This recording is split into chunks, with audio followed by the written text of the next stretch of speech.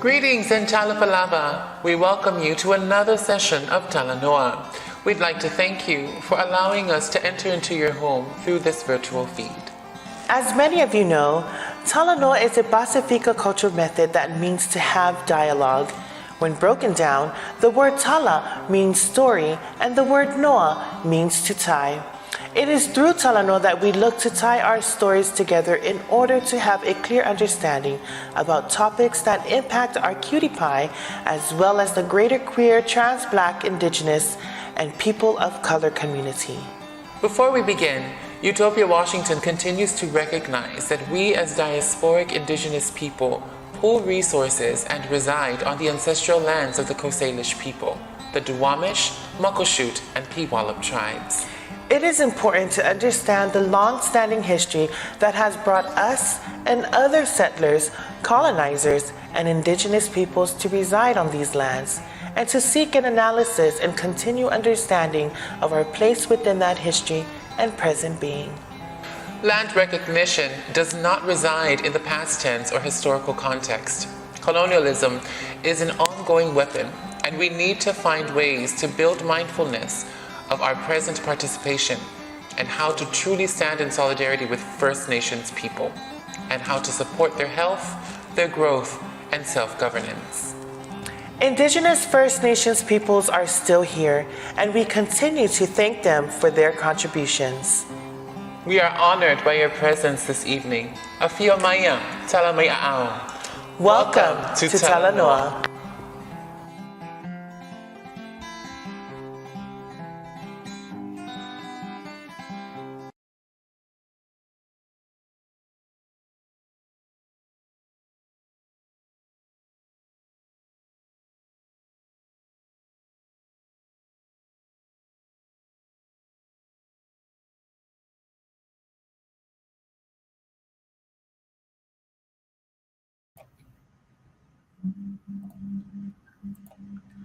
Talafalava and good evening to you all.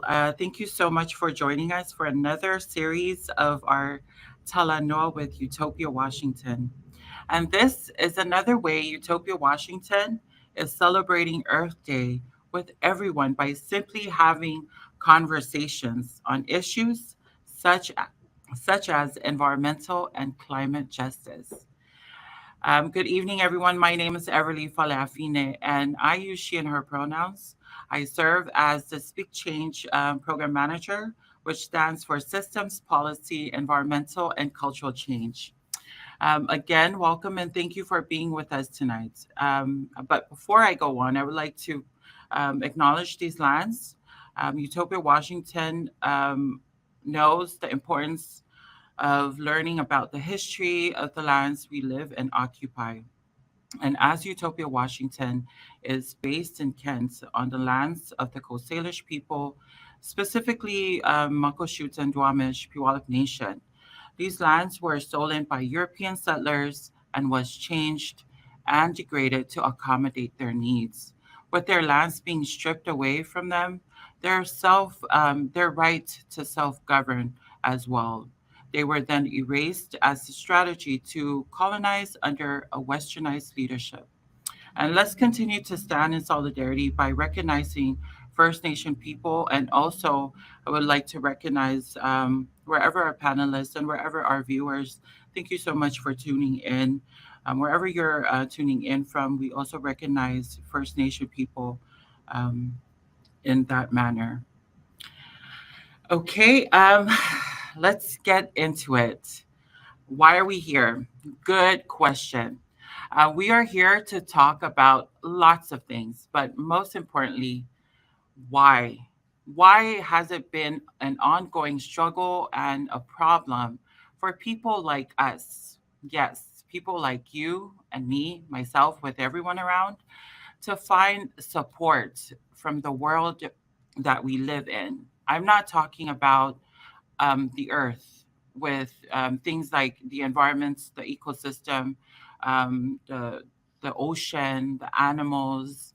I'm not talking about that because if they could talk, they would probably scold us out.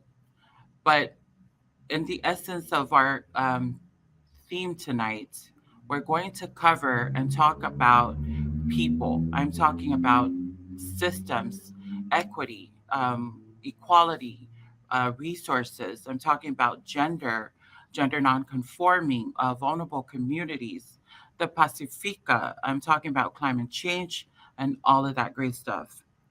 And um, what does support look like for them, and for these things? And also, how much can we, how much grace can we give each other for the sake of survival? Because that's all we want, is to make sure that we're able to survive and live beyond um, 10 or more years from now. So we're going to see if that's going to be a problem, you know? um, it is important to know that the effects of climate change affects us differently, or affects different people in different ways and many ways. As our theme tonight is about navigating through systems in search of equity, and equity is really important if we're going to, um, I guess, achieve climate and environmental justice. And I hope by the end of tonight's Talanoa, we would be able to answer all of the what's, the who's, and the how's, and the where's. And but before we dive in, please, I ask our viewers and our listeners to take care of yourself first. Let us know through the comment section how you feel about a certain topic, and also how you feel about a certain question. You can also ask questions if you are unclear about a certain topic, and then we'll take it from there, and we'll probably try and answer to the best of our abilities. Okay, now let's get our panelists in, and let's start meeting them. To joining me for tonight's panel are some of the most powerful environmental leaders and advocates of our time. The likes of Sierra Suafua McLean, Dr. Sabrina Suluay Mahuka, and Vicky Raya. And these are folks who have done environmental work for a lot of times, and for many years. And let's get to know them well. Hi, thank you for being a part of our Talanoa discussion tonight. I read about your bios and learning about the stronghold you all have on your individual journeys, and your fights for climate justice. And I'm truly inspired, and I hope everyone is. And I feel like I'm in the presence of greatness with all of the experiences and the work that you've all shared prior to this conversation. But if you may, I would like to give you the opportunity to share about your work, what you've done, what you still do, with our listeners tonight. If you could introduce yourself, what your pronouns are, and how you're feeling, and then share that sort of bio with everyone tonight.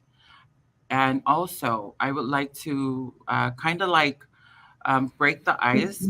So after everything, I know it's a mouthful what I just asked of you, but if you could bear with me, what are some of your favorite songs from your teenage years that you still rock out to when nobody else is listening? And I can model for y'all. So I'm not gonna reintroduce myself because I did that already. So, but I'm going to try and answer the icebreaker questions. My favorite songs. I am a '90s fan. All the millennials can agree with me. From the likes of Miss Elliott, pop, R&B, hip hop, easy, slow jams with Keith Sweats, especially driving home from work. Oh my gosh, like that is the jam for me, and basically because it takes me away from life for a moment, because once in a lifetime we need to get away from life and just be free of all the problems and the chaos life throws at you, and you just want to be away. So yeah. And I will stop talking there, and I'm now going to give the time over to our panelists to do the same. If we can start with, we'll go with Vicky. Hi, everybody. Thank you, Everly. Thank you so much for having me here. For me, it's an honor to actually be here on this panel, be sharing this time and space, and be invited by Utopia. And I'm not just saying that. I know people are like, oh, it's an honor to be here. I feel so honored in my heart to be here. So thank you so much for inviting me here. Um, so I'll share my, I guess we're doing the icebreaker. Do you want me to go into the bio or just the icebreaker first? Yes, you can do that. Hmm. To the bio too, or just, yeah, You can do just icebreaker. icebreaker to get you all comfortable and stuff, and then talk about yourself. Okay, all right. So agreed, like you, Everly, a 90s baby. And I would say that I'm one of those, what are we called? I'm like a millennial, but I'm not. I'm a 77 baby. So that makes me at the end of Gen X. And then at the like beginning of the millennials. I'm very young, everyone.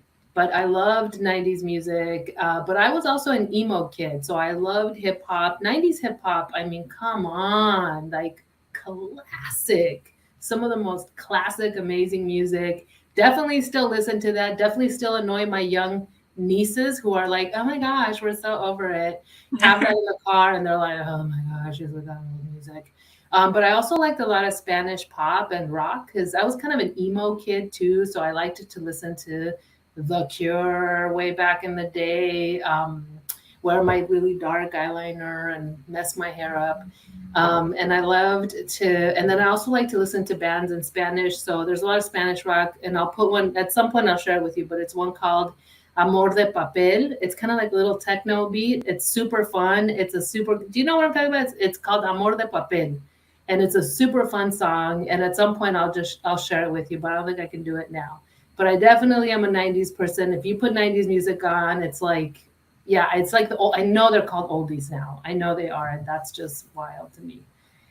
So I'll introduce myself really quickly. So, my name is Vicky Raya. My full name is Victoria, but my family grew up calling me Vicky. There was a famous singer, Mexican singer called Vicky Carr. So they would just all call me Vicky. Mhm. And both of my parents are from Mexico, and they met in LA, and I was born in LA. So I grew up in LA most of my until I was about 23, and then I moved here to the Pacific Northwest. So I've been in the Pacific Northwest a really long time. But where I grew up in, inner city Los Angeles, and it was a very, very Latino neighborhood. I mean, Spanish is my first language. I really didn't learn to speak English until I was almost 7 years old. And so it took, and I was the oldest of my siblings. I have five, there's five of us, and I'm the oldest of the five. So definitely was the first one to kind of have to hit everything first.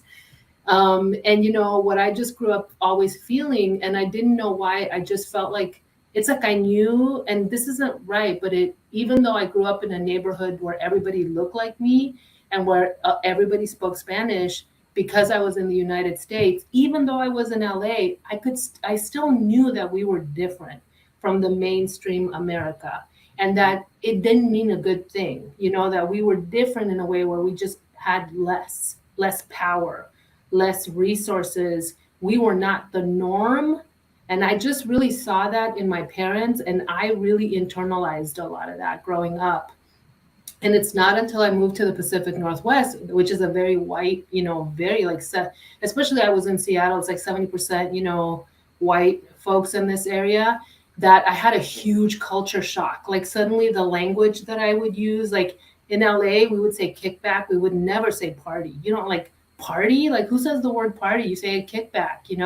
So it was a huge culture shock. But then, because in my heart, I've always been an educator, I've always loved to teach. So I said I have four younger siblings, and I used to love to take them. We didn't even have a family car growing up. We were very poor, single mom. But we lived in LA, which had like public transportation. So I'd get all my siblings on the bus, and we would go to the public library, which was 7 stories, Mm. and we would go hang out in the library. And for me, it's a beautiful time. It's like I remember this as really being beautiful time with my brothers and sisters.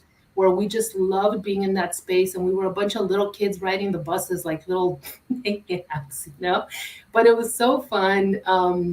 But when I moved here, I just really felt how different. Like I went through so much personally of like internal, racial oppression, really like having to grow in my own self confidence, and then ultimately coming out and being like, you know what, all those things that made me so different are the things that are like my wisdom and my jewels, and like the most beautiful things about me are actually the things that I got from my community when I was a young girl, my closeness with my siblings, my, the way I love my parents or they loved me. All of these are the things that that give me strength now.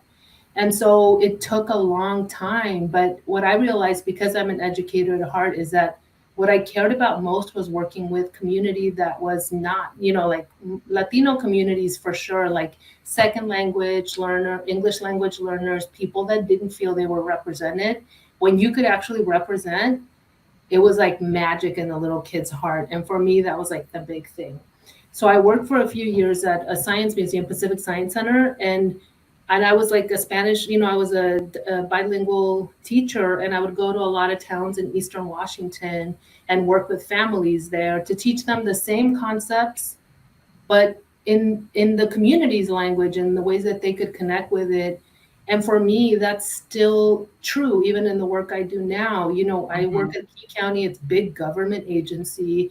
I do climate change work, climate change, like it just, the words are so, it's so associated with whiteness, and but for me, it's still making that connection to our community. Like this is our planet, and many of the ways that we have actually lived are more sustainable than the ways that the cultures that we're in now live. And so we really need to like remember who we are, so that we can really build the power that we need to build to be part of this movement. And I can feel that. So now I work at King County. I'm a climate equity and community partnerships program manager. Before that, I worked for the city of Seattle. I was a racial equity advisor. So I would work on a lot of capital projects doing that work. But here at the county, I get to work with Everly on a climate equity community task force, a group of climate justice leaders, mostly around South King County, that really get to shape a lot of the work that the county is doing on climate. So that's a huge honor of mine, the best part of my job. But I also have to do a lot of, looking at policies, looking at planning documents. That's my favorite part of the job, but also really, really important, because it's always, well, how are you going to make sure community gets a say in this? That's really always the question there. So that's what I do now. I don't know. Is there anything else? I think I'm good. I can pass the baton. Thank you, Vicky. Dr. Sabrina Suai Mahukan.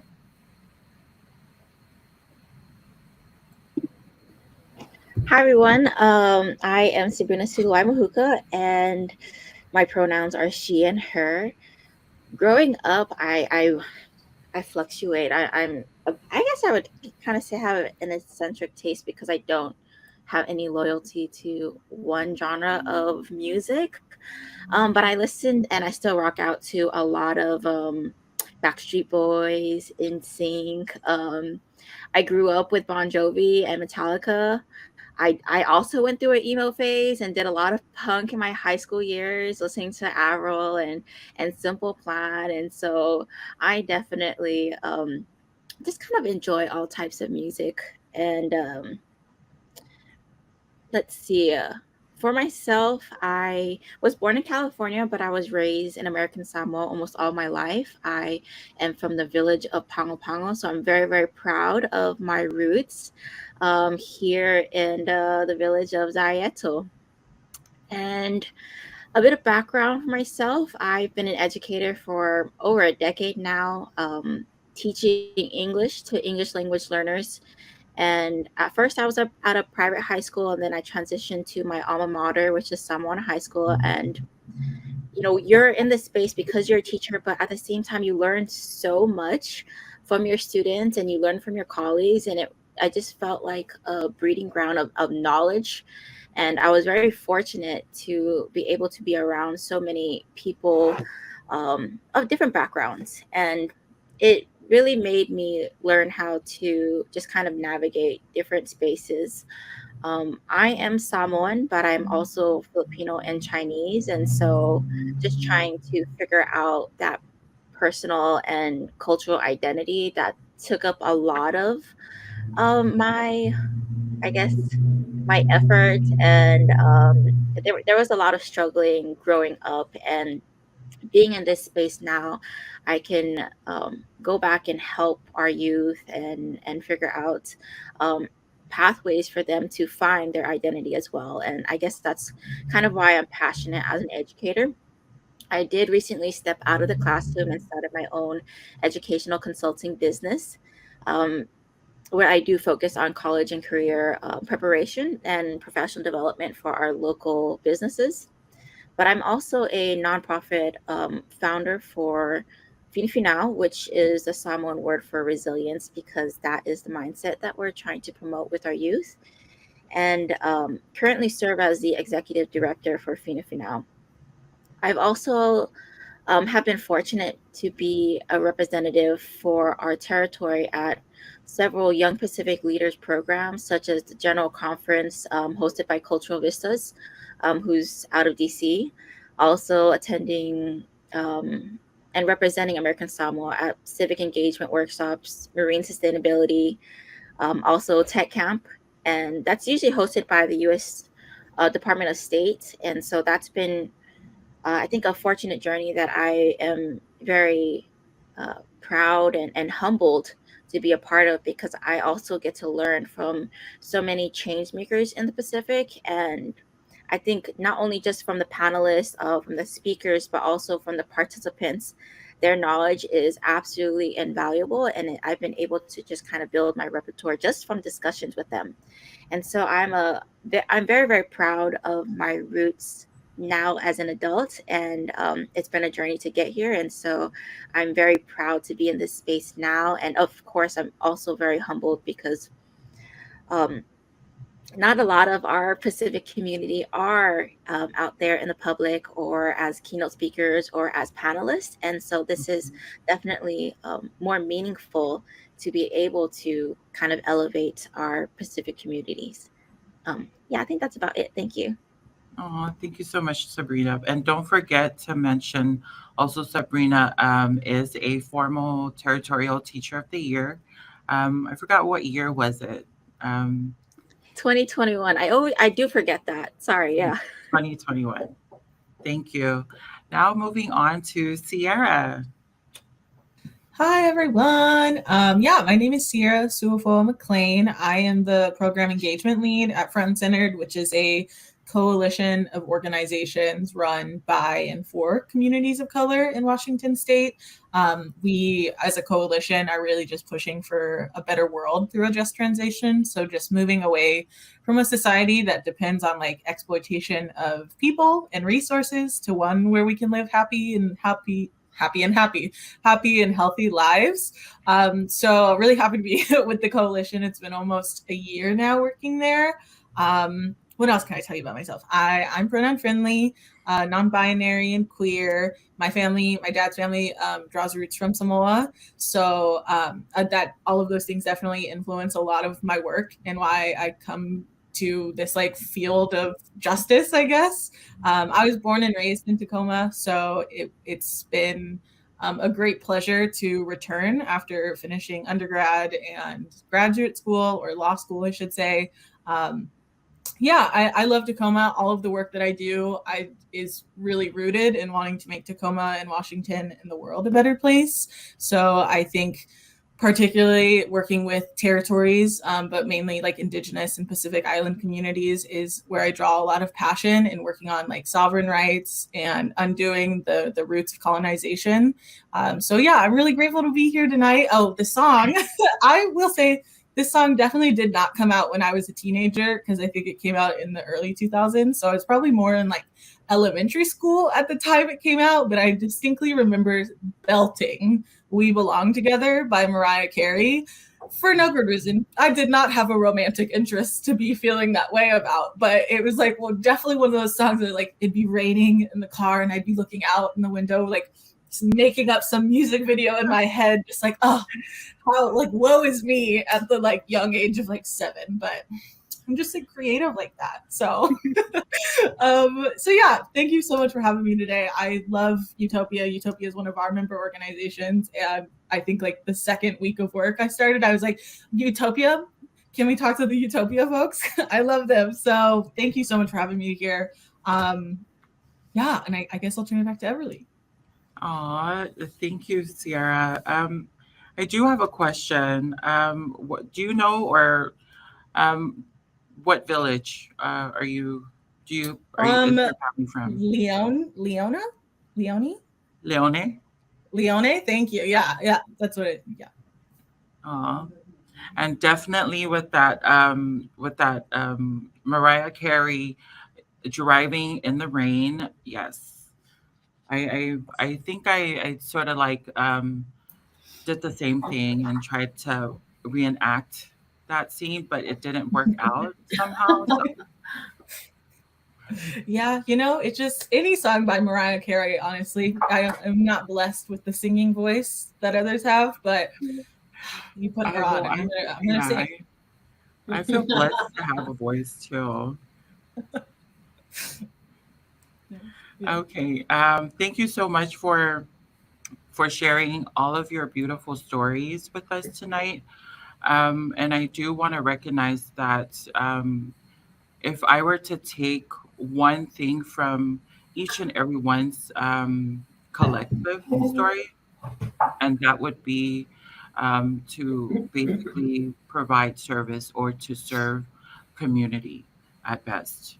And I think that is why we do this work, is to make sure that communities and their voices and their needs are our priority as public service folks that does a lot of advocacy work for the community.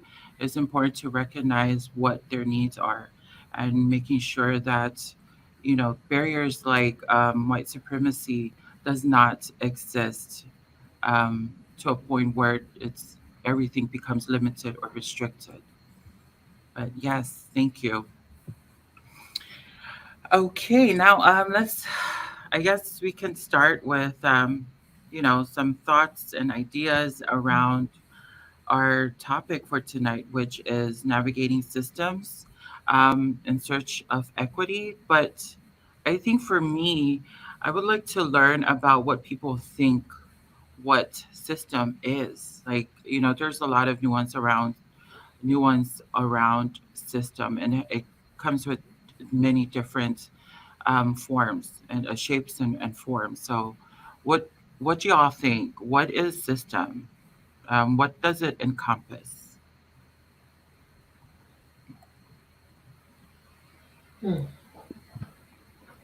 That's a good question. I think just in general, at the top of my head, a system is kind of like a set of procedures, a set of expectations that are supposedly normalized and it's given out like it's supposed to be met, regardless of whether or not communities agree with it.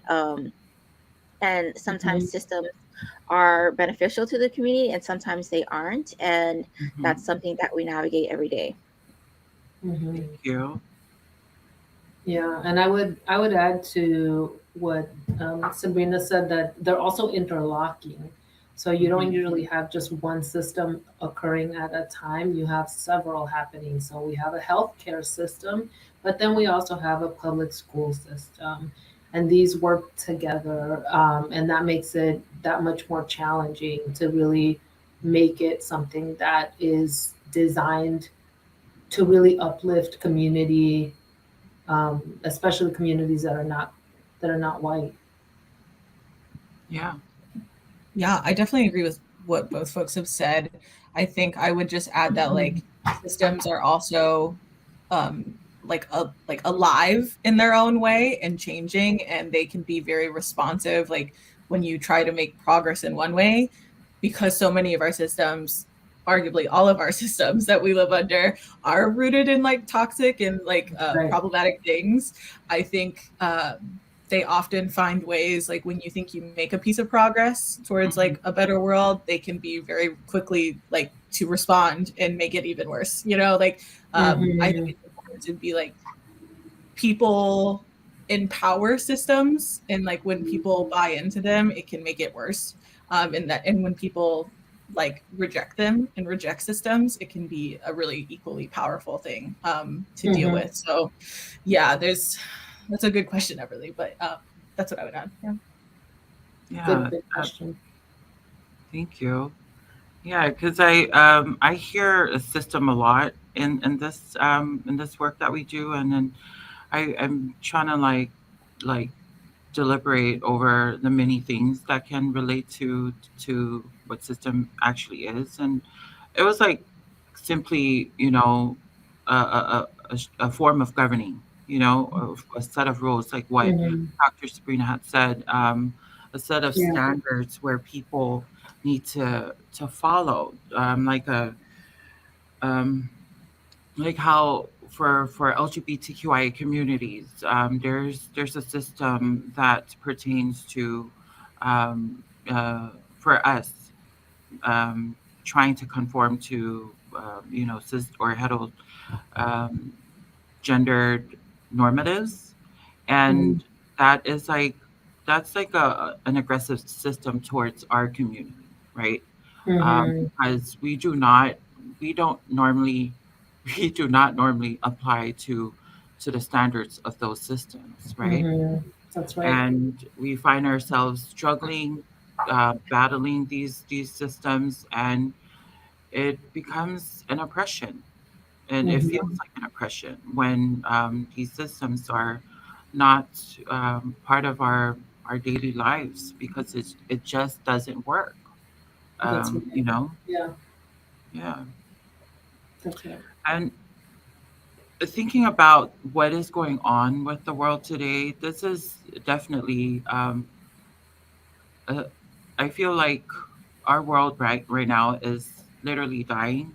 But in the respect to science, there's stuff like extinction and preservation. It is part of a cycle that gives way into losses as well as new growth, and this includes humans, right? And as more and more people settle and migrate or move around in search of safer lands, because lands like Pacific Island nations or Pacific Island countries, their lands are basically drowning away um, almost every year. Mm-hmm. And it is almost impossible to sort of like bridge the gap between with the whole migration thing. Like, um, there's a gap between immigration laws and basically the fundamental human rights to survive. Island countries are sinking, and they're Mm-hmm. losing every bit of resources or natural resources available to them that can sustain them. You know, Mm-hmm. and but uh, oftentimes those resources are always restricted um, with immigration laws, or Mm-hmm. limited. But things like natural I'm sorry, with things like natural disasters, famine, poverty, Mm-hmm. system. Um, yeah. So now that we have demystified what system is in the context of climate justice, what does that mean? You know, for me, I feel like climate justice is the basic right to live and be able to, have the freedom to a safe and healthy environment. And that comes with a lot of things like reliable housing infrastructure, um, employment, being able to be employed, have access to more greener spaces, have access to trails, things like mountain paths, things like food sovereignty, food security, and a lot of things. Um, and the number one factor that I guess in order for us to achieve um, climate justice is equity, you know, and the Mhm. effects of climate change affects different people in different ways. So how I experience climate change is not the same as you, and recognizing the different experiences, especially from the lens of the folks who are mostly affected, folks like Mhm. women, folks who are experiencing high poverty rates, folks who are fighting at the forefront of in terms of Pacific Island communities, and their perspective brings more meaning and profound and the profoundness into what justice is and how justice should be shaped. And I Mhm. feel that is so true. So what do you guys feel about environmental or climate justice? Why is it important for us? Right. I Yeah. guess from my end, like I am a Pacific Islander, and so I was taught from a young age to respect my land and my ocean because they're our source of life. I my ancestors were seafarers and navigators, and so our daily lives and routines centered around cleaning up our family land and harvesting the fruits from the tree, and we still do that. My mom, she is Filipino, but she understands the Pacific Island way, the Samoan way, which is to care for the land. Mhm. Specifically, my family name is Suluai, which is a village chief title gifted to my ancestor because he worked the land and he freely gave away the produce to the villagers of Pangapangam.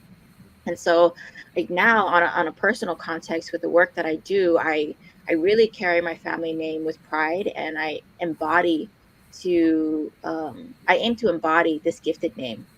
And with this instilled value and my sense of belonging to my land, it makes me more motivated to share that pride and share that kind of mindset with those around me, especially our youth. And so for climate and environmental justice, that we're looking at giving our community the tools and the knowledge so that they can be resilient when it comes to climate driven disasters, natural disasters, sea level rise, flooding, hurricanes that come our way. And I guess for me personally, my goal is to promote that advocacy, to promote that idea that we should be fighting for the lands that we have, for the ocean and everything that it provides. And it's really imperative that we stress that now because it is our islands, it is our homes that are being affected, and we are extremely vulnerable to climate change and all of the negative impacts that it brings. Oh, Mhm. thank you, Brina. Mickey, or I can share. I can, and I think that Sabrina, I think you share some of the most like dire like faces of climate injustice. That it's like those that contribute the most to the problem are the ones that are not going to have to pay for it. It's the people that contribute the least to the problem are the first to have to pay for it. And I think in this way, environmental justice really is it it's something that should matter to all of us because nobody's getting out of it. No one, and it'll affect everybody differently. But unless you're gonna, I guess Elon Musk can get on his spaceship and go to Mars with his like 3 billionaire buddies, but the rest of us are here. And for all of us, we've all been impacted in different ways. We know redlining, what that has done and what that means. And I will not try to, this is not about competing in any way, but it's to mhm. show that even though it's not as stark as literally the waters rising around your home, your territory, your homeland, it can still have devastating impacts on people's lives. So where I grew up, people live. I grew up in the city called Maywood, and we live by a big industrial commercial district. The rates of cancer for the communities that live there are astronomically higher than for residents of Los Angeles that live in much nicer neighborhoods. And it's a primarily Latino neighborhood. The companies that were there were allowed to do and pollute as they wanted, and the people that live there are the ones paying for it. The water is polluted, the land is polluted, the air is polluted, and they are now sick, and they pay for it with their lives. And so it should matter to all of us. And like to your point, Everly, people will have, they're going to have vulnerabilities sometimes just from that, right? If you grow up in a neighborhood where you don't have access to healthy, if you don't live in a great neighborhood where you can just walk everywhere because you feel safe and go on little jogs and go swimming regularly and, whatever, if you're not living like that and you're living under poverty conditions and stressed out, your body will reflect it. And so when days are hot, you're going to get sicker than other people, right? Yeah. So it really does impact all of us. It's about survival. If we're going to survive and continue, that's really what environmental justice is about. Yeah, again, both folks have said such wonderful things. It's hard to add anything more, but like I think for me, I think of like how individualized the United States has made us, and how I think a lot of other cultures like are much more community centered, and like are I think, to like Vicky's point of like it's really hard to do this work when it feels like so many folks, unless they are personally and like directly impacted, they don't care. And trying to have that argument with people and be like, this is why you should care about people other than you, or about things that don't impact you. And I think when I get into those conversations, a lot of it is like, we're not just talking about losing land or our homes. It goes so much farther than that. It's like losing culture, it's losing tradition, it's losing and I mean, it is losing our home is like equally as important to all of those other things. But I think there's so much tied into environmental justice, and just like the quality of life, the ability to get up and know that you can make it to work and make it to the grocery store and like do all the things that you need to do just to survive, is a privilege. And it shouldn't have to be a privilege to know and be confident that you can get all of your basic necessities. But that's like the society and the country and the world that we've created under these problematic systems, that for some people it's like significantly harder to attain the basic necessities to stay alive. And that's a problem. And there are definitely people who that doesn't land for, but at least like I can say at least all four of us like in this room, and probably a lot of the folks watching, do care about folks outside of themselves, and do care about communities and land and stuff. And so I think environmental justice is also, as much as it is about fighting problematic systems, I also think it's about unifying people, and just like finding how we are all rooted in like a mutual desire to just be like happy and thrive and celebrate our cultures, and share them with each other. And so I think environmental justice to me is also just a lot about, I guess, hope for better circumstances and just like happy lives. you. So I do wanna I have some follow-up questions. I'm gonna turn to Vicky. What is so you mentioned redlining for a viewer Yeah. in the Pacific. Redlining is different, or it's not, I guess, conceptualized the same way as how in American Samoa or Mm. Pacific Island nations. But if you can share what redlining is, in your Yeah, so redline is a practice that started probably as early as the 1930s. I know that we have covenants that date all the way back to the 1930s in the United States. And what this really had to do with was about demarcating certain areas that were desirable to live in and areas that were less desirable to live in. And so it had to do with controlling who had access to quality housing and quality land. And it was deeply, deeply racist. So this is at a time in the United States when, as racist as this nation is, it was very boldly racist at that time, and legally, technically, right. racism was a Mhm. completely legitimate practice to do out in the open. And so what you could do at that time is that you would demarcate and say these areas are redlined.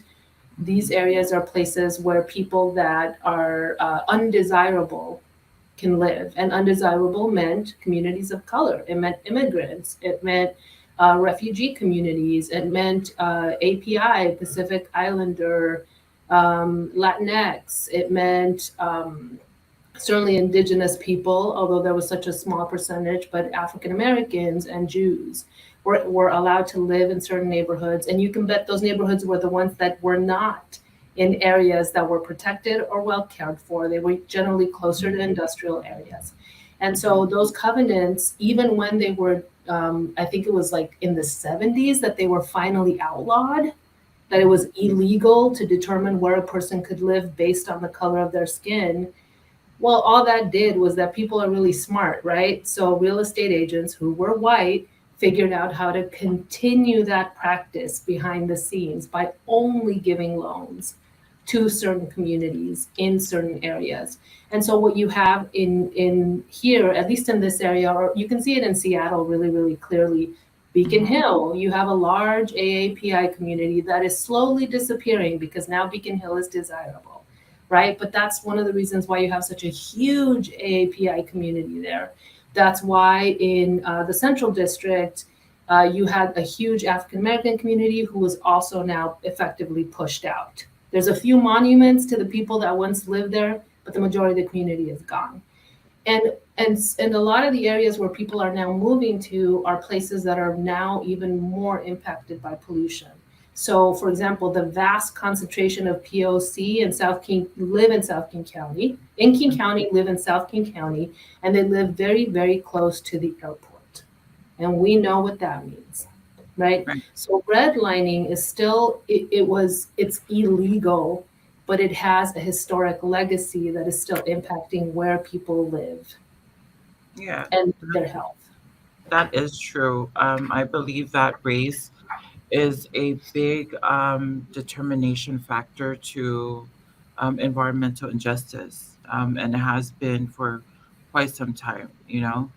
And also to add on to Sierra's point on land and culture, I mean, without land, our culture will suffer. You know, basically become a non-existing part of our lives.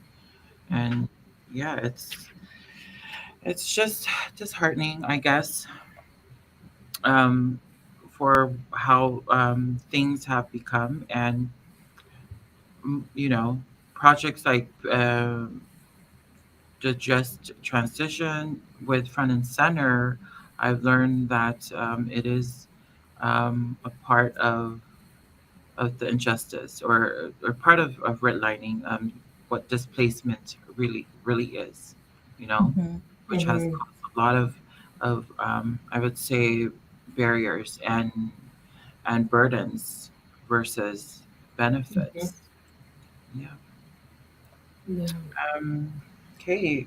Let's talk about equity now. Now, what is equity, and how does equity contribute to environmental justice? Just to give a guiding point to this question, we just talked about what environmental justice is. Now we're going to steer towards equity part. And to me, equity is having equal access to natural resources, which includes green spaces, as it was mentioned.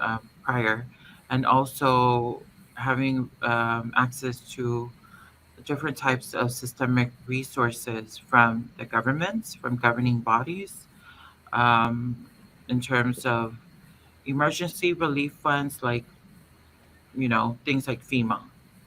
And to me, that's what equity is having equal access to those things, so that Mm-hmm. it can, sustain us all. Hmm.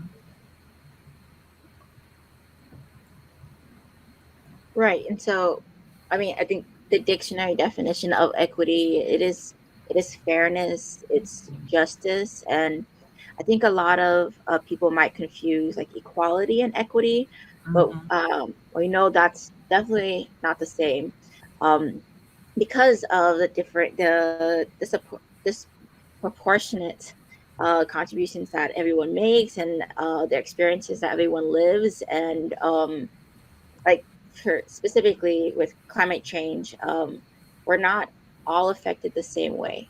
Yeah. Um, when you suffer from socioeconomic inequalities, if you're a person of color, if you're a person from a socially vulnerable community, um, social equity takes into account to that systemic inequalities that people face.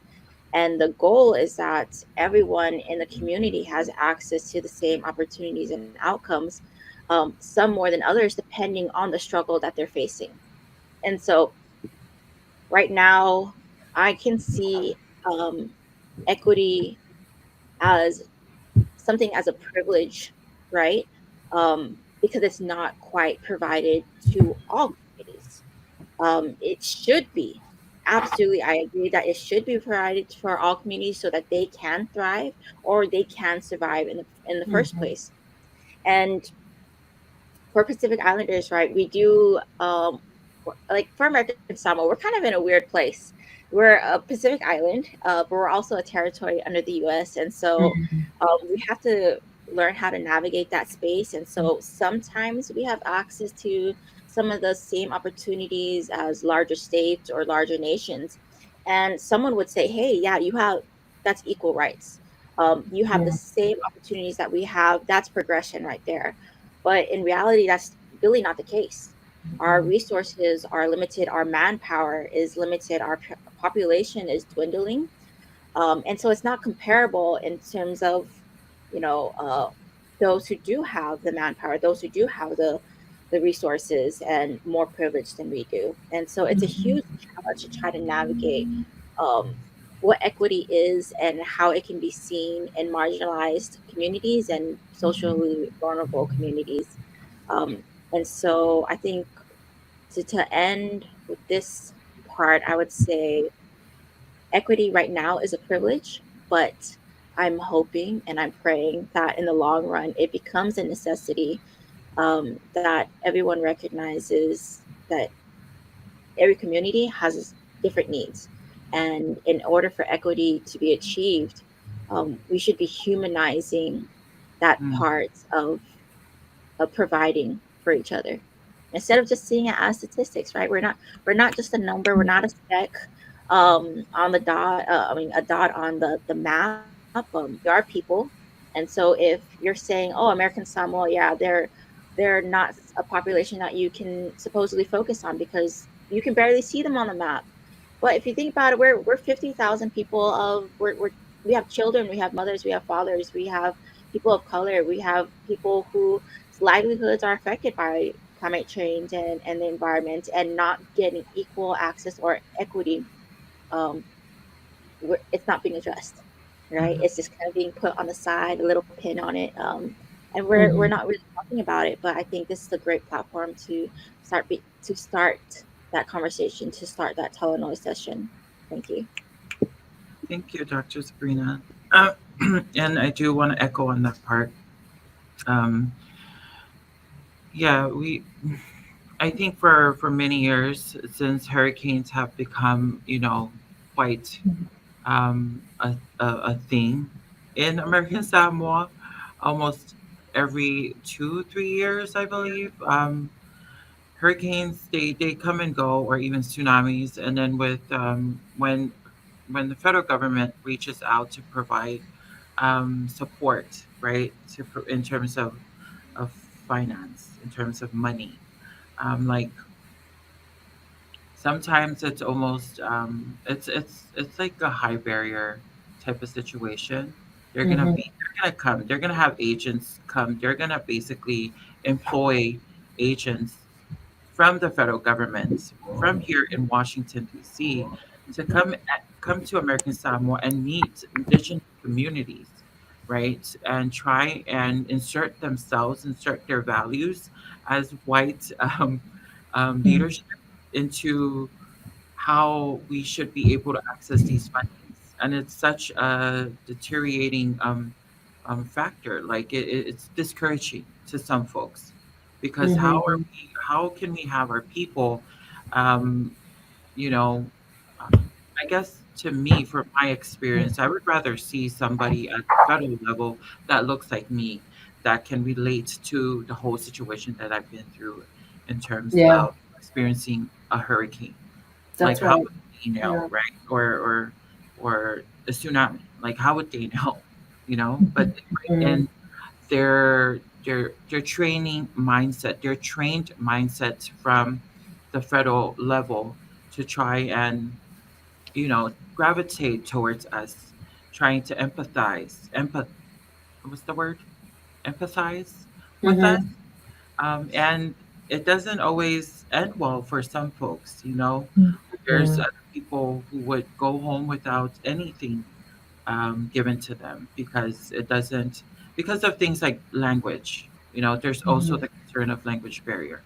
Some folks who are in meetings with these agents 30 to an hour every day to try and navigate these financial resources are not given the opportunity because they're not able to, understand the whole concept and the language behind the application process. Things like, Mm-hmm. you know, Mm-hmm.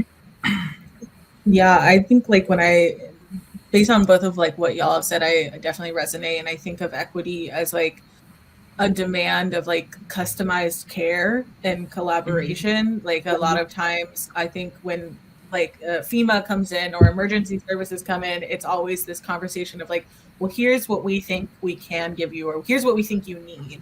And it's not really approaching with this conversation of what do you need? How can we help you? How do we empower you to be able to like survive and recover, and how do we make sure that you can be That's more right. resilient in Yeah. the future when this like potentially inevitably continues to happen, and as these things become more common.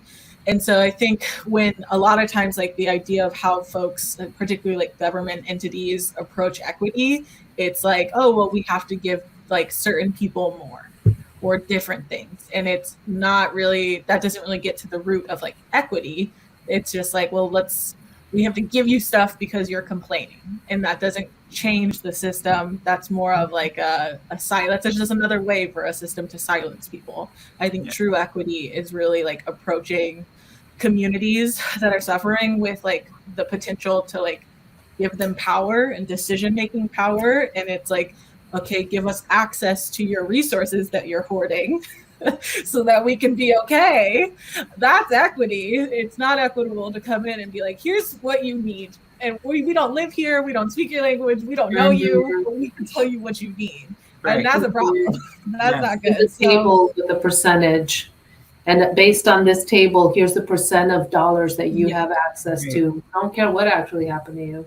Yeah. right, Yeah, exactly. And I think that's very reflective of like systems that are not equitable. They're not set up to be equitable because I think equity in and of itself requires flexibility and mhm, customization and the recognition that That's like right. communities of color or just communities that have been marginalized are not a monolith. They have different needs and different desires, but like systems hate hearing that. They want an easy thing to check off and be like, well, we did the thing, we helped them, we did something, and it's just that's not what equity is to me, at least. Yeah. Mm-hmm. thank you. I think it's such a cliche for them to say, okay, we're done with the checklist. Now we're leaving, right? And that's always been the case. But the good thing is, I think within organizations or civil service groups or organizations that are working at the grassroots to center or bringing community in, because it leads me to my other question: who gets to decide? Okay, who gets to decide where these resources should be made available to, to whoever? Like, who gets to be at the table, right? Hmm. Gets to have a seat at the table.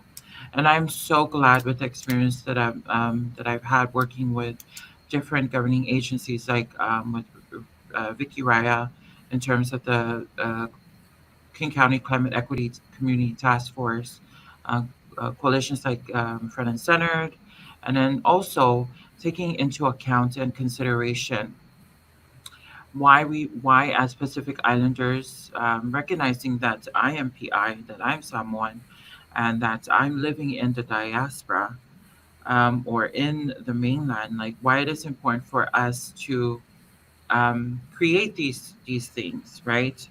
To make sure that we amplify more voices in the need for change in terms of climate justice, so that, because I know in the back of my head I have families in Samoa, which is a small dot on the map, which at any time a big wave of tidal wave can slam and cover it until it's completely dissolved into water.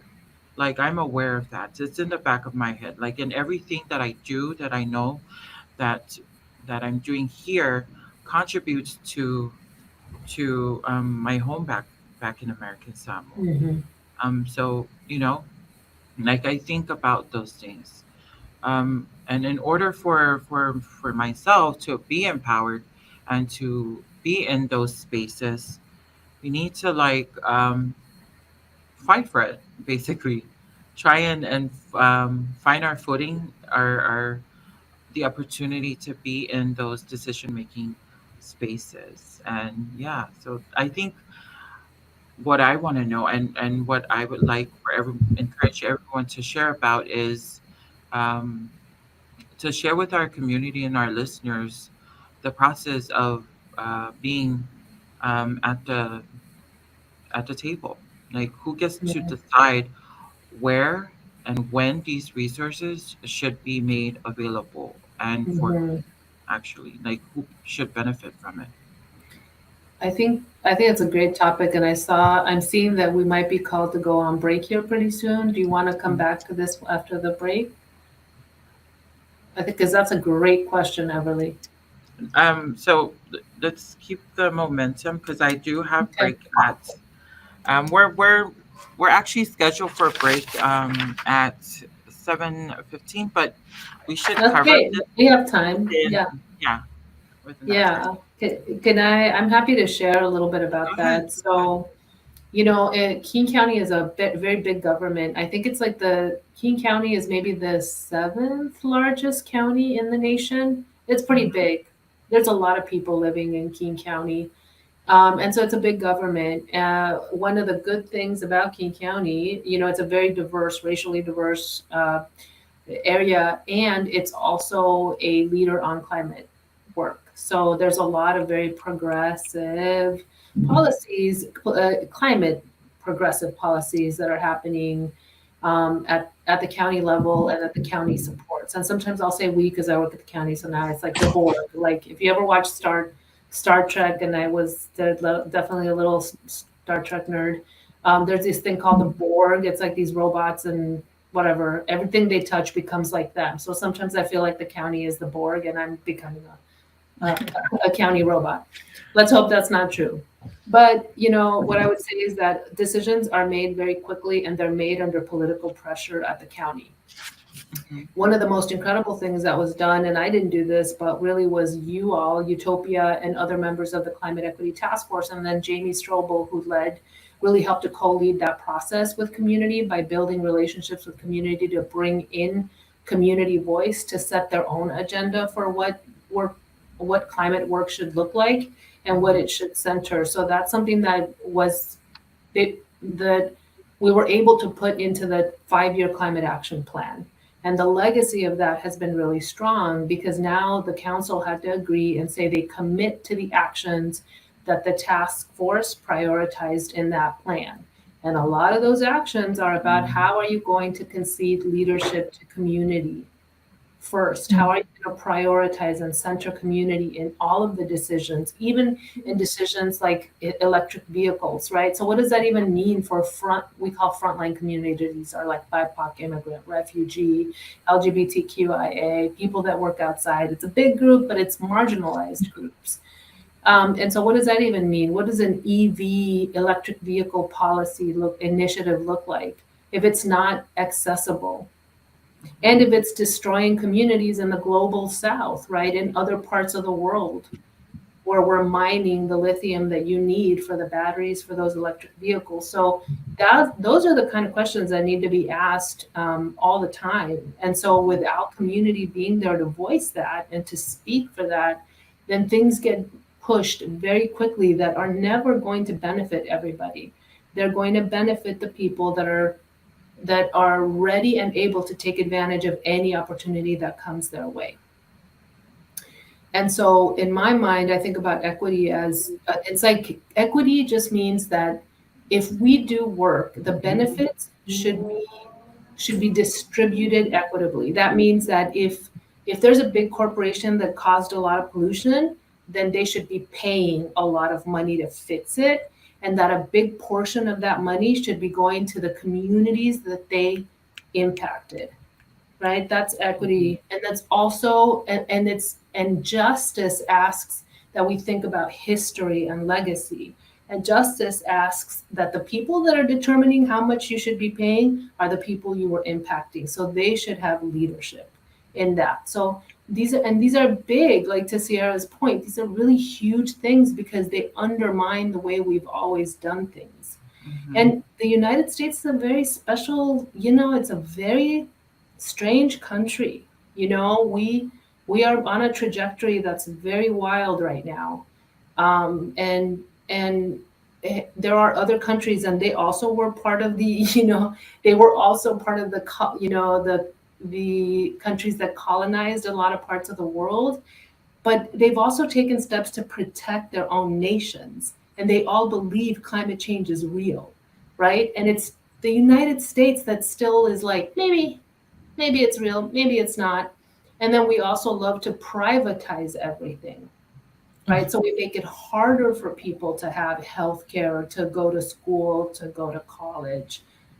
So, I mean, I just think that it's a unique, we in the United States and United States territories, those living here that are from marginalized communities, we're dealing with a pretty unique situation where this is a wealthy country that I think, ideally wants to be democratic, but is functioning very much not like a democracy at all, but rather a plutocracy, or the richest really are the rulers.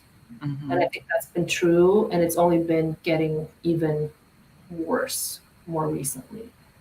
And so when we think about equity, I think we have to demand leadership. Like you said, Everly, you have to fight for it, and another thing to think about is that your leaders, like political leaders, are not leaders, they're followers. They're followers of the people that support them. Right? So communities they do have more power. We have so much more power than we think, and we often don't exercise it because we believe we don't have power. Yeah. First, I would like to just say, Vicky, I absolutely love what you just shared, and 100% agree with you. That idea of like democracy, right? It's here at this level, but it's everyone underneath that are being really affected and negatively impacted. And so it's democracy to a point. And so these decisions are being made at the higher levels. My friend, she's from New Zealand. She made a joke that's been a lasting thought in my mind, but it's always the pale, stale white male that makes these decisions for us, for the communities that, well, we are not the same, right? And so the idea in an ideal world is that if there is a democracy, informed decisions come from the ground up. It should be coming from the people, especially those who are affected, like we are.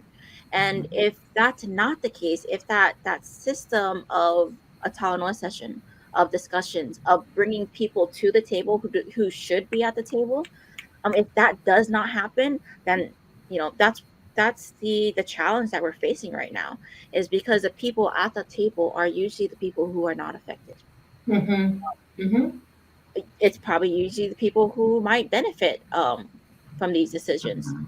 But when it comes to equity, we should again be thinking about the human side of things. We're not here for profit. We're here to make a society a better place to live in. And that's only going to happen if we are thinking about marginalized communities, vulnerable communities, and we're not thinking about equality. We're thinking about equity, because if I throw a floaty out and someone's not even drowning and they get one too, what kind of sense does that make?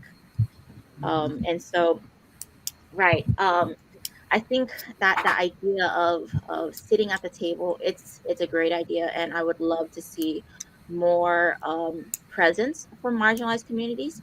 But at the same time, I want to build that foundation to say, hey, there is a table for you to sit at. I think Mm-hmm. that's lost in Mm-hmm. translation a lot of times, to say, no, here's the pathway to get to that table.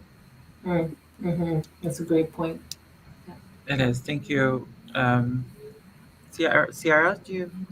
Yeah, I think well, for everything everyone has said deeply resonates. I simply agree so much. Every time someone else answers, I'm like, yeah, oh my gosh, yeah.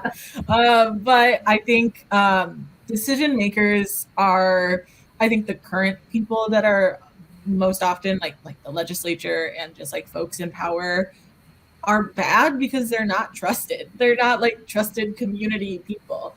I don't know where their community's at, but they're not trusted by many. So like Mm-hmm.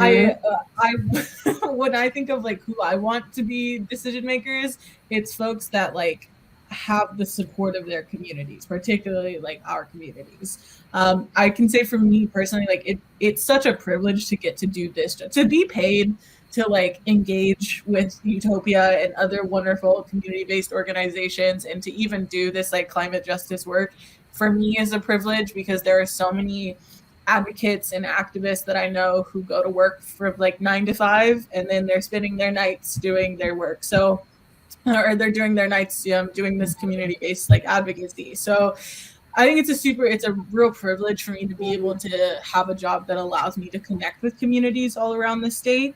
And while I say that, I think my role, particularly like because I hold a lot of privilege in my own existence, is to uplift like all of you and other folks who don't have as much privilege or may not have as much privilege or opportunity that I've had to be making the decisions. So like I think everything that everyone has said of like the folks who are the most impacted should be at the decision making table. And if that means that the table needs to be moved out of the conference room into the park, then like that's where it should be. Because I also think like decision making, the way that we're taught, I think, or the way that's most normalized in the United States, is that it's like a hierarchy.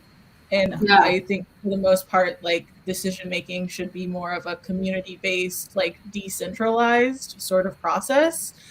So I think even the way that we've been socialized to think of democracy has to change to make better decision Mm-hmm. making. Because I think ultimately everyone should be a decision maker in your community. You should have agency about like what happens in your neighborhood and your community, on all of the levels. Like everyone, I think everyone should feel empowered to like Vicky was saying, to believe that they have the opportunity to like make change and make a decision, and that they don't have to like seek out these random people who like have power for some reason that you don't know, that's never been to your block, and like somehow they get to make life-changing decisions. So I think getting away from that process would be good.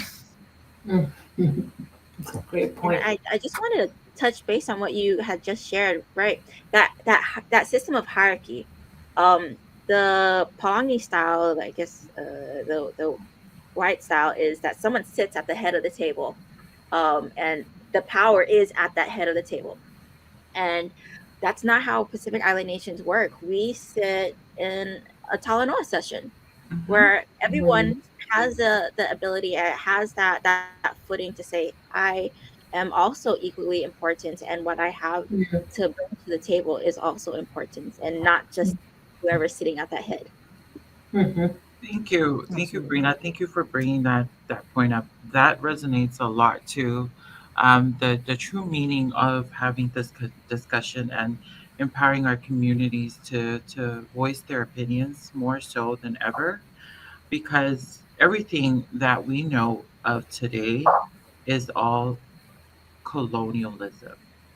It was all shaped, influenced by colonialism. Even with the Mhm. whole table setting, that whole setting was a colonized way of organizing families, like having that structure, right? Having that misogyny overpowering the different gender roles within different groups, right? And yes, I agree. I'm so excited about everything that everyone shared. That those are so powerful comments. Those are real comments, and I thank you so much for bringing so much resilience in that. And I just want to echo a comment from one of our comments, our comment section. There's shared by Dasri Lady Anna Popoli'i, and she said, and this is in regards to the whole table discussion. She said, even being at these tables, it can be harmful and tokenizing for Oh yeah. BIPOC folks as well. And Mhm. that's completely true. That, um, and I feel that before we go on break, I just want to reiterate that part, how different leadership uses our people of color, especially our stories and our disparities, rather, to fund or to get resources Mhm. when these resources are now have become available. We Mhm. barely see it. Like where are they? You know, like it's basically tokenizing our lived experiences. It's tokenizing us as marginalized communities to a point where we're being used by our trauma. We're being used by all of the detriments that we undergo and that we face um, as we're trying to navigate systems. Yeah, I heard somebody call it fakeity. Fakeity. You heard of this? There's a blog. It's called the Fakeity blog. Oh my Um, god, I'm gonna and it check it talks, out. yeah, just Writing Google. it It's down immediately. That is FAK. so Yeah, clever.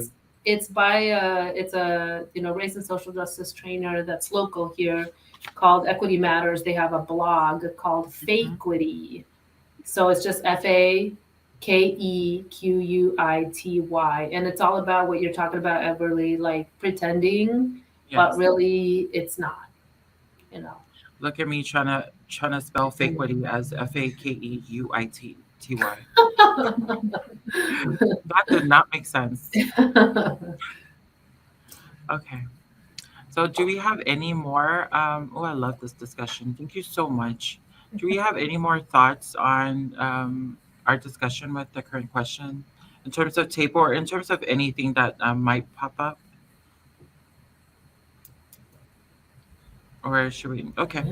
So Yeah. now let's move into our break. Let's have a break, everyone. So with our break, we're going to show a digital presentation, and this presentation was provided to us by the lovely Dr. Sabrina and the amazing youth members that she has been working with in terms of providing a lot of resiliency in the projects and outreach programs that they have been doing in American Samoa in the strive for environmental justice. Now I'm going to read this portion or this mission statement from Fina Finau because Fina Finau is a nonprofit that was founded by Dr. Sabrina. Um, Fina Finao is a nonprofit organization which focuses on youth advocacy for the environment. Fina Finao's mission is to provide meaningful opportunities for youth to become leaders in advocacy to promote a more sustainable community. The Fina Finao's vision is to establish a network of change makers throughout the Pacific, with student chapters in three districts of Tutuila. Sabrina works as the organization's board president with over 150 youth each year to coordinate coast cleanups, tree planting, and school outreach visits, with the hope to promote environmental conservation and resilience. Wow. That that's truly amazing work, and it's such an inspiration, and I'm so happy to hear about our youth back home taking leadership in those roles and filling up those spaces with a lot of admiration for our environment. So thank you, Sabrina. um, so now I'm going to let our video play in recognition of our intermission and our break. Please stay tuned.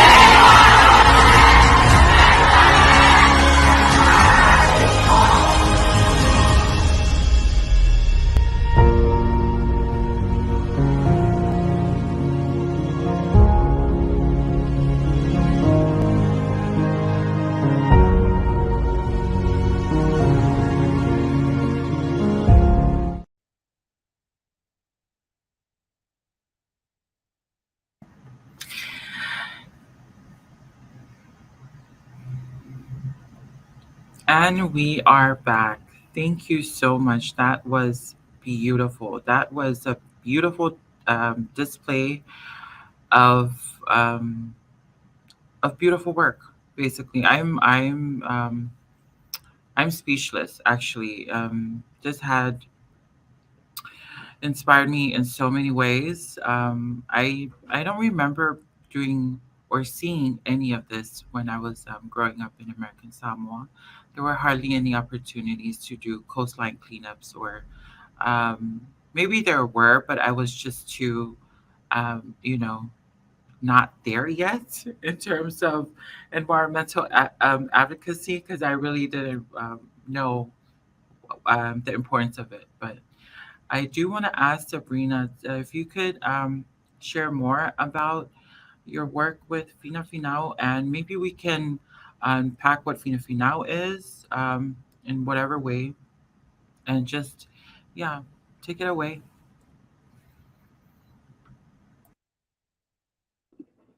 Absolutely. Thank you again for allowing me to share that video. That was actually a student made video from he is our president for the National Student Council.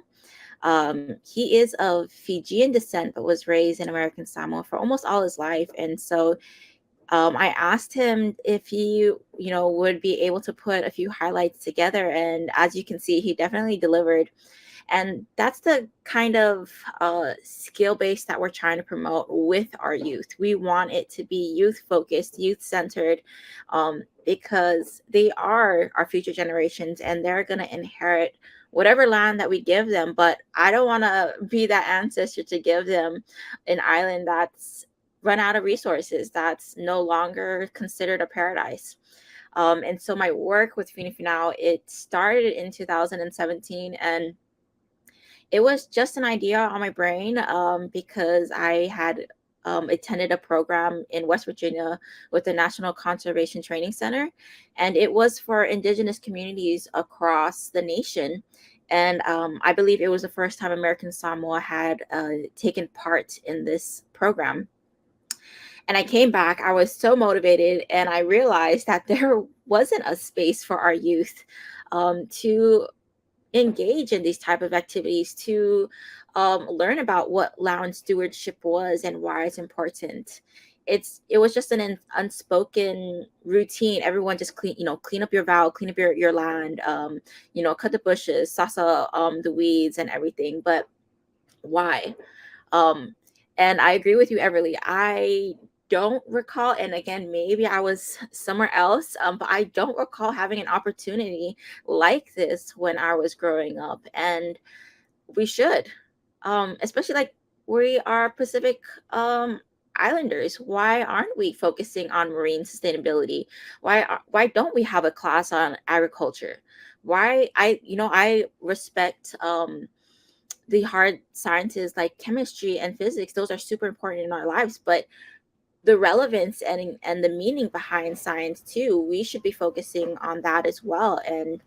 Um and so in 2017 we started off with 7 students, and it was just me working by myself. It took a long time to get here, and it was definitely like climbing an uphill battle to push for this because it wasn't seen as a need, but it should have been. And so Fini Finau kind of just fills that gap. And I believe we are the only local nonprofit organization who has chapters in the schools. All the other chapters or organizations are all like stateside or international ones. And so just to get our foot in the door, that's been a positive from our end, just to have our different chapters in the schools. And we're hoping to expand because climate change affects more than just me and you, and it's time to raise a community that really understands that. Because my I feel like our generation, we know that, but we know that now as adults. And so just to kind of shift that mindset, to embed it in their daily lives, to say, hey, let's think more about our impact as human beings and how that's going to affect you and how that's going to affect those that come after you. Thank you, Dr. Sabrina. That was lovely. And I just want to say that I'm truly proud. I'm very proud of the amazing work that our youth and how you have led our youth to get to this point in terms of creating or building their capacity and awareness around the importance of climate justice, the importance of the environment, which also goes to show how we need to, you know, to preserve some of the things that we hardly talk about back home, which is food security, cleaning up the ocean, our beaches is very very important. And I don't know how I can stress that enough. It is very important because it's it's where we get some of the sources of food that we need to sustain us. And if it's often contaminated with a lot of the debris found commonly found around the ocean and beaches, then that can be problematic for the long run, especially for a future generation. So thank you for continuing to empower our youth in shaping that work. So now let's talk about gender and climate justice or environmental impacts. Share what you think about the statement. Environmental impacts disproportionately affects women, low income people with disabilities, and LGBTQIA plus people. What do you think about the statement, or care to share any experiences around why that statement is true to a point? Yeah. I can read it again. Environmental impacts disproportionately affects women, low income folks with disability, and LGBTQIA plus people. And I'm to give some perspective. Basically, um, um, the types of disproportionalities that we face as marginalized communities, because women, low income, these are all part of the margins that were being Mhm. shoved and, you know, put in. Yeah. I'm happy. Do you want to go, Sabrina? Oh, sure You thing. ready? Yeah. Um, it is such a strong statement, and I just want to start off with I completely agree with it. I feel like I can write a whole essay on that one. But I think the Please do. communities that you just mentioned, right, they are already facing an uphill battle to attain equity in the first place, from the workplace to the home space. Mhm. And it's I know it takes a toll on your mental and emotional health because it seems like it's a constant battle. And I know that idea of resilience, that's something that we want to promote, but it's hard to be resilient when you're facing constant hardships one after another, and it can be very overwhelming. And that's also the case when you're dealing with environmental impacts.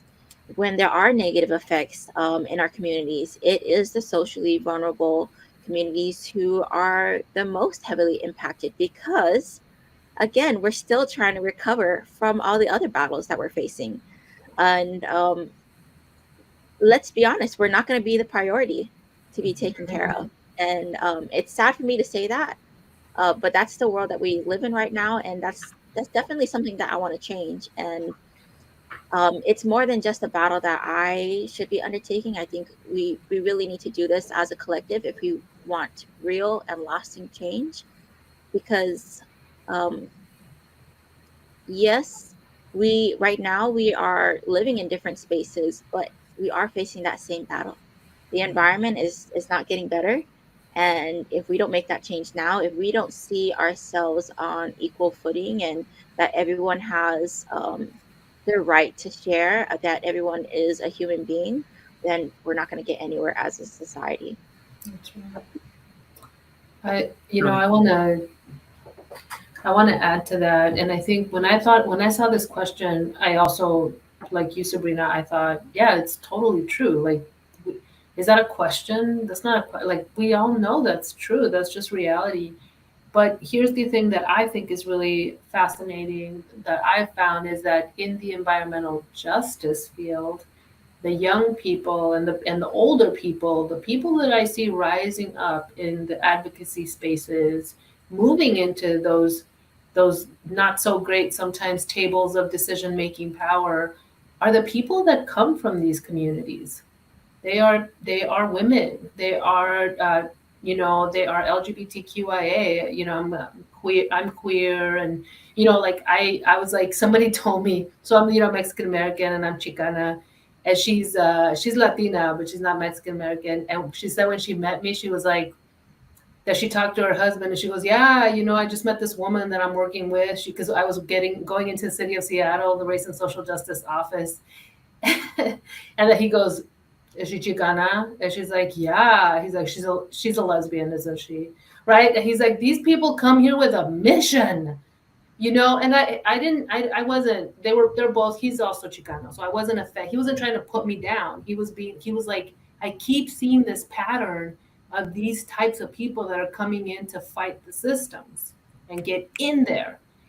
And so what I see is, and I think in the social justice space, right, I think something that we often believe is that the people that live at the margins and that are being impacted, and often the people that carry all those intersecting identities, right, having a low income, being transgender, but also being feminized, and having a disability potentially, right, and coming from a community of color, the people that live at the margins of all these usually have had to be the most creative and the most resilient.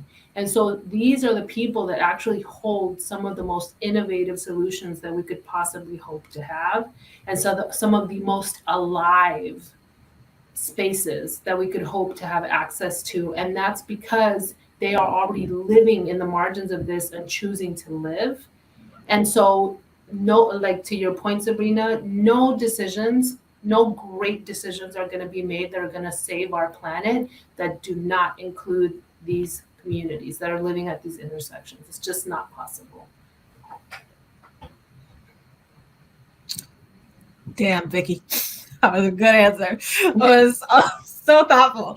I think all that I could really add is like my thoughts of how and I mean, Vicky mentioned this earlier of redlining and the very intentional ways that systems of oppression target all of the communities that were listed in the question, and how there's no way to like separate social justice movements, the housing crisis, the like all of these different all these other struggles, all of these pieces, like has to happen like at the same time on them. It's hard to, you can't take LGBTQ rights or justice outside of reproductive rights. You can't take it out of housing, right? Like all of these different issues are connected and they all play off of each other. And so the work has to happen like all together.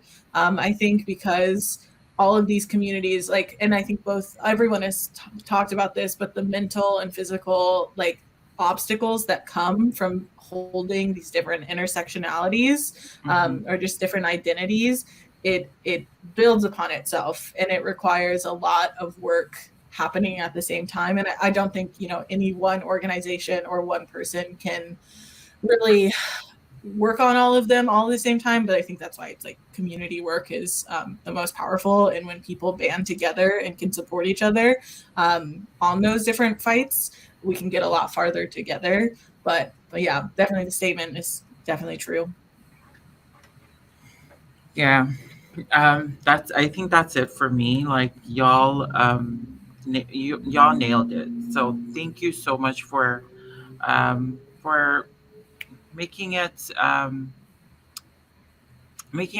for myself to be clear on some things, because now I'm learning about how LGBTQIAs, well, it just came to my mind. LGBTQIA communities have also been displaced, um, either voluntarily or involuntarily, because of how their families think of them, the way they are. And then when they do leave, they're left with basically nothing to live for. They don't have, especially LGBTQIA youth. Mm-hmm. Okay, they're being put through harsh streets, and in that same space, there's climate, there's natural disasters, there's heat waves going on a lot every year. There's there's being there's the fear of being uh, uh, getting sick with hyperthermia, or all of that. And they're impacted through the process of being treated that way, Mhm. disproportionately, without any justice or without any just judgment to it. Mhm. And like it's disheartening, of course. They're they are at a higher rate in terms of poverty level than their their counterparts, the Mhm. cisgendered folks. They face more, non-communicable diseases, or have Mhm. a lot of failures in terms of education or employment, and the list of disproportionality goes on and on and on um, until there's nothing else to do, because Mhm. at the rate of survival, it is important for them to prioritize other things than climate justice, or what is climate justice for them. It's not important at the moment. They have to fight. Mhm. They have to basically find a box to live in, or to find an area to find warmth in. Climate justice is probably the last on their priority. And yeah, it's there's a lot of disconnection there, I believe. Mhm. Yeah. Mhm. Okay. Um, unless we have any other thoughts to that, but at this moment, we are coming to a closing due to our time. I'm going to, just give, or do you have any last thoughts to any of our questions or any of the statements that was given out? Or you can also use this time, the last, I would say, 18 minutes, to cover um, what you're currently doing with Sierra in terms of front and center, Vicky with our task force, and Dr. Sabrina with our Pacifica Resilience, or our Fina Fina program, and what you do on a continuing basis.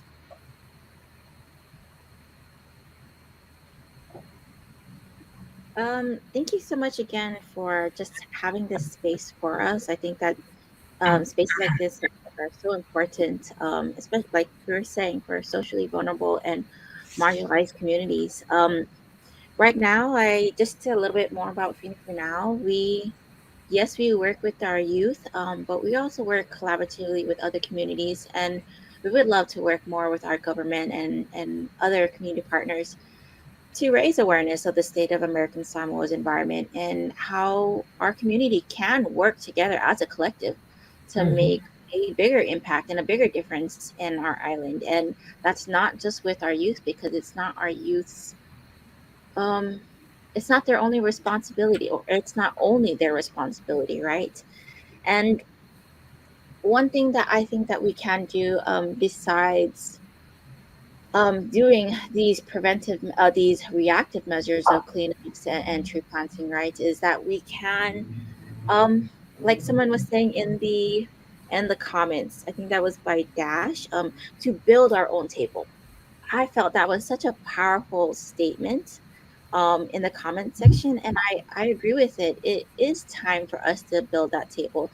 It is time to celebrate our own stories and our own experiences. And um, so besides Funifi now, I also run a consulting business, but I'm very passionate about Pacific stories, and so I just launched a open call for submissions for an anthology that I'm putting together. It is called, ironically, it is called Talanoa, and that is because I want to hear the stories, real stories from Pacific Islanders.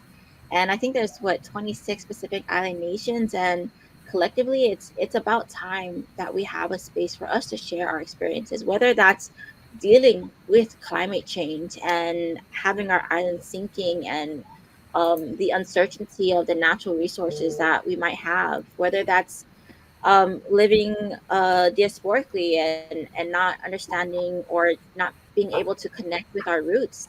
And so right now, while my work is hands on, I'm in the dirt, I'm cleaning up the trash and I'm planting trees.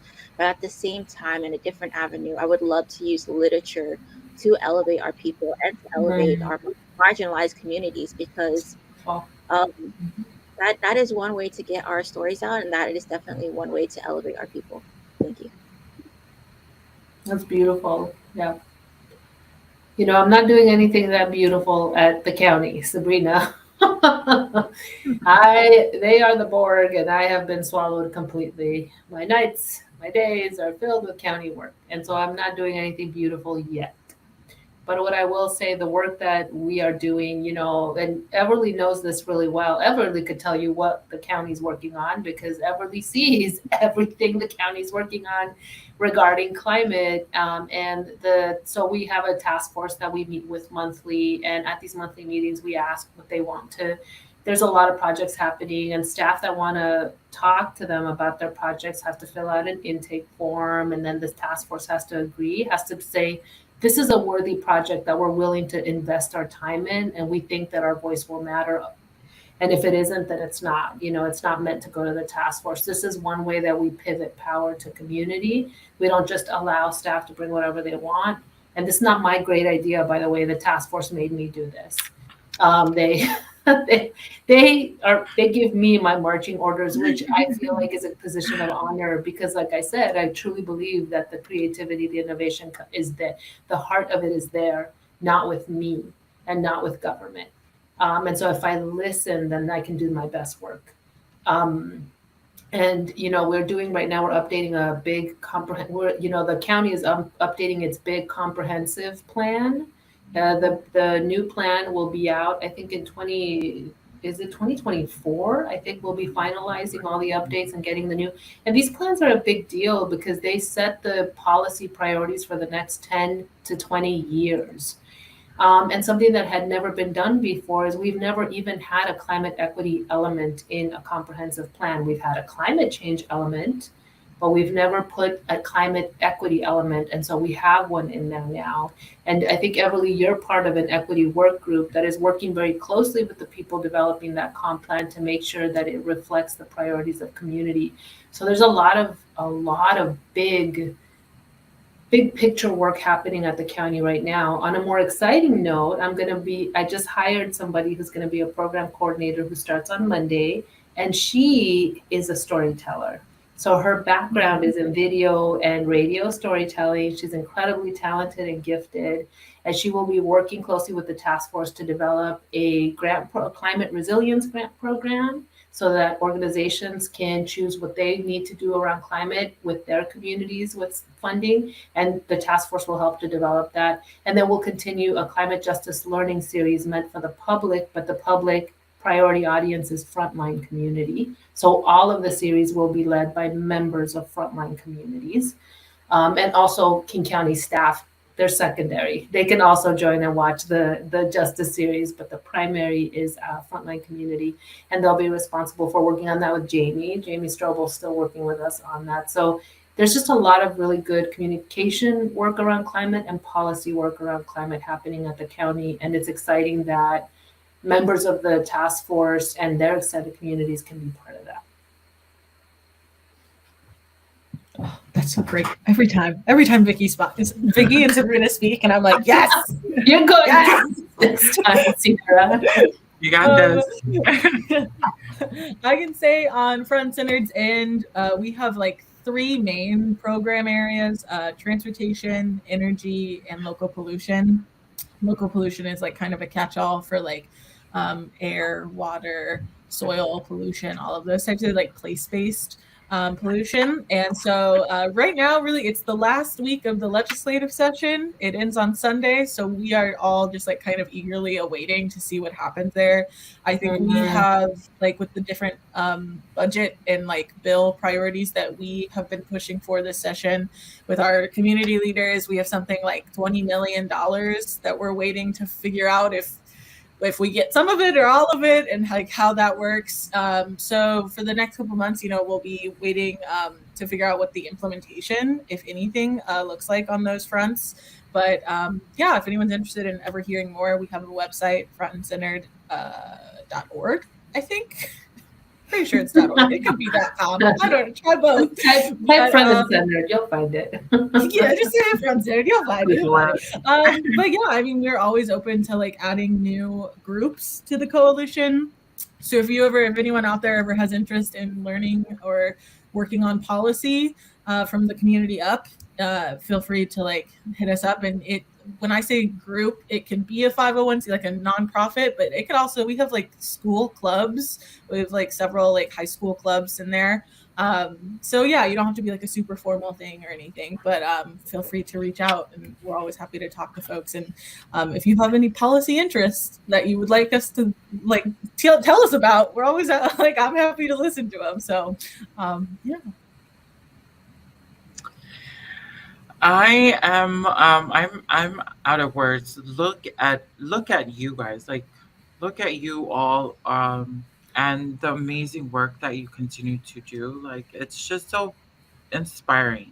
Like I wish for, for all of our communities to be able to join as much as they can or find time to be able to stay tuned or stay informed in these conversations, because everything that y'all said about organizing youth to organizing communities to create a comprehensive plan that will last 20 years from now, and as well as making sure that policies are environmental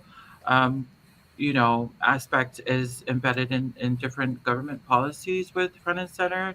Like that's that's motivating work, and I feel like I'm just doing half of what y'all are as compared to the amazing work, the Mm. mountains of amazing work that y'all do. So I'm so thankful. Thank you for sharing with us each and every bits of details of that. Like it's just well I'm that's it for me. Thank you so much. um It has been indeed a pleasure to share spaces with our panel this evening. And I want to thank you for your time, your experiences, as well as your wealth of knowledge. I'm going to say that I will miss each and every one of you all. And let's continue this conversation even outside of this, Talanoa. Let's continue to have more Talanoas so that we Let's can do it. elevate, elevate our work and talk more about how we can get equity, be a big part of everything that we do. And also, thank you to our amazing viewers for listening in and being a part of this panel discussion. I hope that what you will take from here, you will be able to share and continue to amplify for more advocacy, for more opportunities to advocate for climate justice and for environmental equity.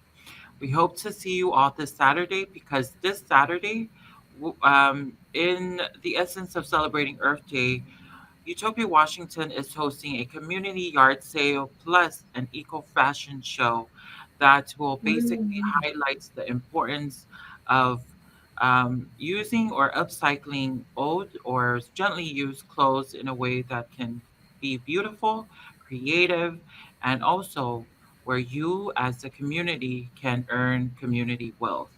You can basically bring in your old boxes of old clothes that you don't need anymore, or it's just filling up the closet or different spaces in your home. And you can bring it down to our Saturday community yard sale, where you are given the opportunity to sell. And when I say sell, you're going to hang those clothes up on the clothes rack, and then you're going to stand there, place your tags, and just monitor your stuff, because I'm not going to step in and try and control how much you make from this sale. So please, this is your opportunity to sell your stuff, you know? And then also give an opportunity to create, upcycle different fashion looks for that is made especially for the runway. And when I say runway, I'm talking about Tyra Banks, RuPaul, and everything within that nature. So yes. Um, and for more information with our other upcoming events and programs, the list goes on with the many things that we're doing here at Utopia Washington. So please continue to check our website and which is utopiawashington.org or utopiawa.org. I'm sorry. And our Facebook accounts as well as our Insta, TikTok, and I no, I'm not gonna go there because it's Facebook, Instagram, and um, I think it's TikTok YouTube. and YouTube. Yes, so all of our updates in terms of events and programs are all on those social platforms. So please take advantage of those, and continue to share as well. And that is all I have for us tonight, um,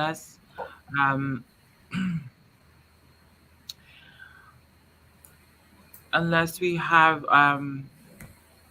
anything else from our panels. Anything you want to add on to those announcements? Just a big thank you to Everly and all of the Utopia staff for welcoming us in and all the tech for this and stuff. Really appreciate it. Yeah. Thank you. Absolutely. Yes. Thank you. Okay, and so again, my name is Everly Faleafine, and this is your Talanoa with Utopia Washington. Tofa Sefua. Ara, that was a great conversation. A great Talanoa and conversation indeed. Yes. We'd like to thank our panelists for taking time to have this important conversation and for sharing their brilliance with us. A special thank you to you, our viewers, for tuning in. We thank you for your support. We hope to see you at our next Talanoa. Manuia.